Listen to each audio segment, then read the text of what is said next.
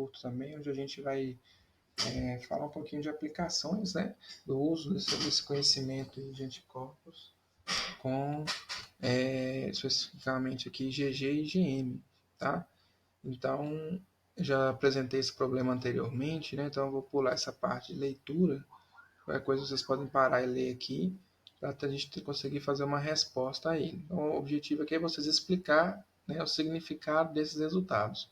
Como eu já falei na, na aula anterior, né, esse resultado aqui indica que o resultado do IgG para a rubéola foi positivo, do IgM para a rubéola foi negativo, do IgG para toxoplasmose foi negativo e da IgM para toxoplasmose foi positivo, né? Então, tem duas doenças sendo analisadas aqui, mas a gente pode analisar basicamente, independente da doença, né, o resultado em si. Quando a gente faz esse teste, gente, a gente tem aqui IgM, né, podendo ser testada, ou IgG, certo? E a gente tem 4 possibilidades, né, de resultados aí, em geral, sobre a análise de IgM e IgG. Então, eu vou fazer um esqueminha aqui para ajudar vocês a interpretarem isso. Você pode ter, né, IgM positivo, perdão, vou seguir uma ordem mais didática, IgM negativo e IgG negativo, tá? Você pode ter, vou separar aqui, você pode ter IgM positivo e IgG negativo. Você pode ter IgM positivo e IgG positivo. Ou você pode ter também IgM negativo e IgG positivo. Tá? Então, quais foram as situações apresentadas para a gente aqui nesse problema? Foi essa, tá? IgM positivo e IgG negativo, e a outra foi o contrário, né? IgG positivo e IgM negativo. Vamos entender o que isso acontece, né? O que a gente vai ter com essa gestante se ela tiver, por exemplo, tudo negativo, né? Quer dizer o quê? Vamos olhar no gráfico que eu mostrei aqui, ó. Se ela está com tudo negativo, gente, é porque essa gestante nunca foi exposta àquele antígeno. Então, se no caso aqui tivesse rubéola, né, e toxoplasmose duplo negativo, quer dizer que aquela gestante nunca teve aquela doença, nunca teve contato com aquele antígeno, portanto, ela estaria vulnerável, exposta, né,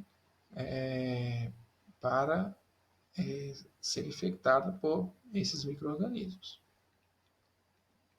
O que pode acontecer se o IgM dá positivo e o IgG negativo? Então, basicamente, que é o caso aqui da toxoplasmose, né, o que acontece? Se o IgM dá positivo e o IgG negativo, quer dizer que o corpo dessa mulher produz apenas IgM e não produziu ainda IgG. Se a gente for olhar no gráfico aqui, ó, quer dizer que ela está nessa fase da infecção, a fase inicial, tá? Na resposta primária, onde ainda nem iniciou ou está com início bem, uma produção bem baixinha do IgG. Tá? Então, o que quer dizer esse resultado aqui da toxoplasmose? Quer dizer que essa mulher, essa gestante, né, ela está infectada por toxoplasma, ela adquiriu essa infecção e está na fase inicial da doença, a fase mais aguda, onde você ainda não tem a produção dos anticorpos IgG, mas já tem os anticorpos IgM. Bom, a outra situação é você ter essa daqui, né? O IgM deu negativo e o IgG deu positivo. Tá? O que isso significa? A gente pode voltar lá no gráfico, né? Se deu IgG positivo e IgM negativo, provavelmente vai representar essa situação aqui, onde você tem IgG e não tem IgM.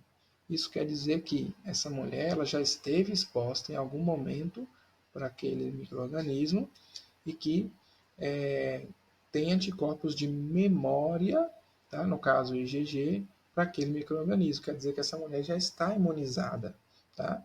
Dependendo da doença que a gente está falando, essa imunização pode ser porque ela teve uma infecção por aquele micro-organismo ou ela já foi vacinada para aquele micro-organismo, né? Para aquela doença que aquele micro-organismo causa.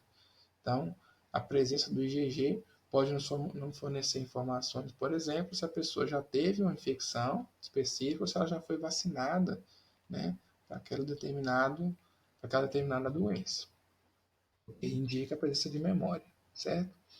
Bom, e tem a situação de ser IgM positivo e IgG positivo, né?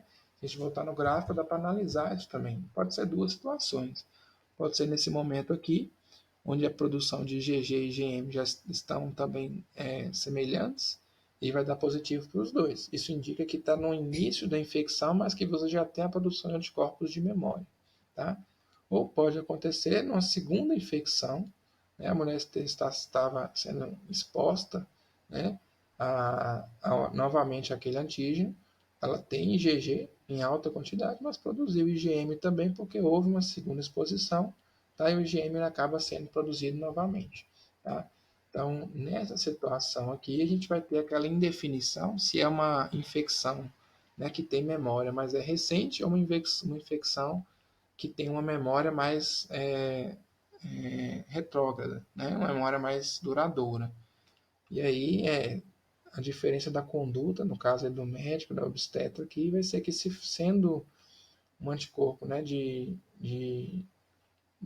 duração mais recente, talvez seja interessante aqui introduzir aqui um tratamento, ou então aguardar, né, para ver se esse IgM aqui se torna negativo com o passar das semanas.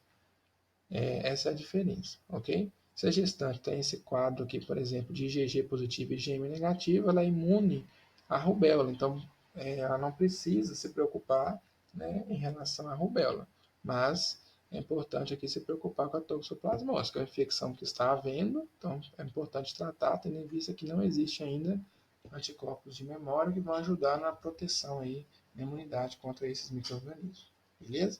Então, essa é a interpretação, né, da imunidade ou com a imunização, analisando aí as concentrações séricas de IgG e IgM. A outra problematização, né, vai ser a seguinte: a gente tem aqui uma tabela, tá, onde a gente tem aqui risco relativo de morte por diarreia e infecção respiratória por idade e categoria de aleitamento materno. Então, a gente está falando de aleitamento materno. Falou de aleitamento materno, gente, ó, lembra de IgA, tá beleza? Então, olha aqui, justifica as diferenças nos valores de risco relativo. Então, aqui tem um risco relativo, né, do aleitamento materno exclusivo, do aleitamento materno e do aleitamento artificial. O que a gente pode observar aqui, né? Então, a morte por diarreia, né, é muito maior, né, 4,1, e aqui a referência é 1, tá? Então, é maior do que o aleitamento materno exclusivo aqui no aleitamento materno. No aleitamento artificial, ele é muito maior ainda em relação a esse aleitamento materno exclusivo. Beleza? Da mesma forma, a gente pode observar nos 4 a 11 meses, porém com proporção menor. Nas mortes por infecção respiratória, a gente pode observar também um aumento dessas taxas aí de risco relativo, tá? No aleitamento materno e no aleitamento artificial em relação ao aleitamento materno exclusivo.